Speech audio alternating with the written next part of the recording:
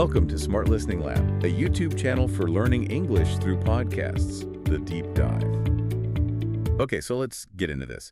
You've got the English basics sorted, you can make sentences, the grammar, vocabulary is decent, but you feel stuck. You want that real fluency. Yeah, right. Today, we're digging into some great source material research, articles, expert notes, all about taking your speaking from intermediate right up to advanced. Our mission here is to pull out the really useful stuff, the practical strategies you can actually use.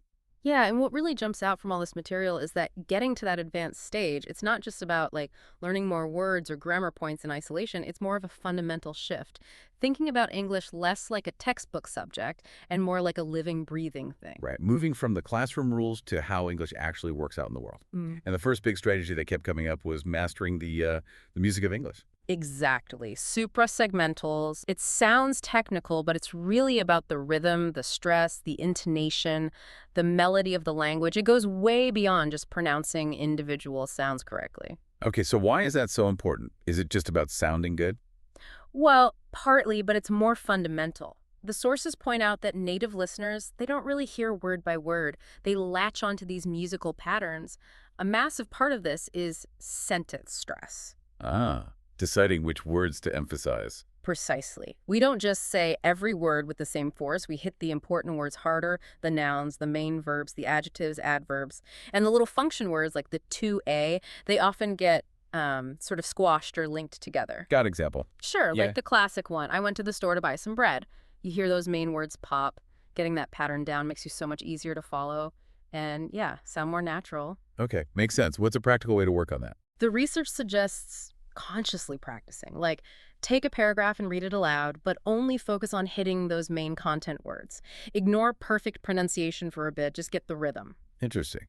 And the other side of the music coin is intonation patterns, right? The rise and fall. Yep. And again, it's not just, musical decoration. It actually changes meaning or signals the type of sentence. Also. Well, think about questions. A "wha" question, like "what's your name?"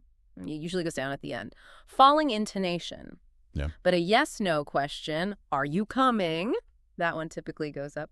Rising intonation. Getting that right is pretty vital. So people instantly know if it's a question needing a yes/no or needing information. Exactly. And the tip there, watch people. Interviews, TV shows. Don't just listen to the words. Listen to how they say them. Try mimicking those patterns. Wow, yeah. So much meaning packed into just the sound. Okay, moving on.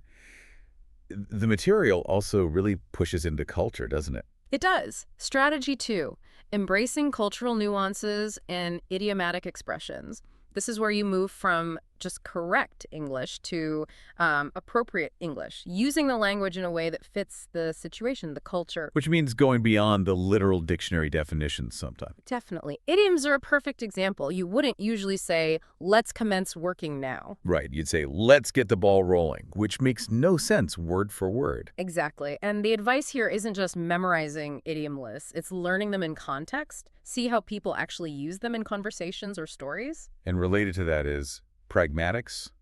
Did I get that right? I did, pragmatics. It's basically the study of how context adds to meaning. The unspoken rules of communication. Give me an example. Think about, can you pass the salt versus just pass the salt? Okay, yeah. First is polite, a request disguised as a question. Second is a command. Right. The words are similar, but the context, the way it's said, the relationship between speakers, it all changes the meaning. You learn this mostly through observation. Paying attention in movies, real conversations. So listening for those subtle layers. Got it. What was the third big strategy? The power of chunks. This one's really practical for fluency. Chunks, like word groups. Exactly. Learning and using common phrases or groups of words that often go together. Think of them as pre-built units. Like, on the other hand, or I see what you mean, maybe to make a long story short. Perfect examples. Using these makes your speech flow more better because you're not building every single sentence from scratch, word by word. Sounds much less effortful. It is. And a great tip from the sources is to keep a sort of chunk journal. When you hear a useful phrase, jot it down, practice using it, build your own library. Makes sense. Okay, these strategies sound great in theory, but how do they actually help people? The sources had some stories, right? They did. Really inspiring ones. Take Maria from Brazil. Good grammar, but she was nervous about listening and speaking, especially with university in the U.S. coming up. What changed for her? She didn't just do more grammar exercises. She started a blog about American TV shows, forcing herself to listen closely. And she found an online language partner to practice speaking before she even left Brazil. Ah, so connecting it to her interests and a real need. Exactly. Then there's Kenji from Japan, really skilled professional, but felt his communication, maybe his accent, was holding him back. How did he tackle it? He was quite analytical, recorded himself speaking, compared it to native speakers he found online, really drilled down on specific sounds he struggled with. Like targeted practice. Yes, and he even did shadowing speaking, along with recordings of tech talks during his commute. It boosted his clarity and confidence massively. He ended up leading an international project. Wow. Okay, one more. Fatima from Pakistan loved reading English, but speaking felt like a huge hurdle. What was her breakthrough?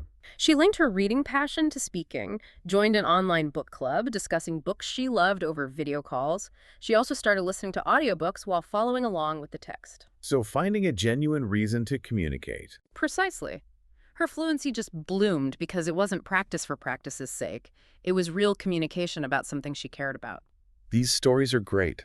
They really show it's not magic, is it? It's about consistent, smart, often creative work using these kinds of strategies. Absolutely. What all the material points towards is that this jump to advanced fluency, it really involves shifting how you learn, looking beyond just the words and rules to the music, the context, the flow. Yeah, it's a different focus. So for everyone listening, you can definitely use these ideas. Find what works for you. Take inspiration from Maria, Kenji, Fatima, and maybe here's something to think about, drawing from everything we've discussed.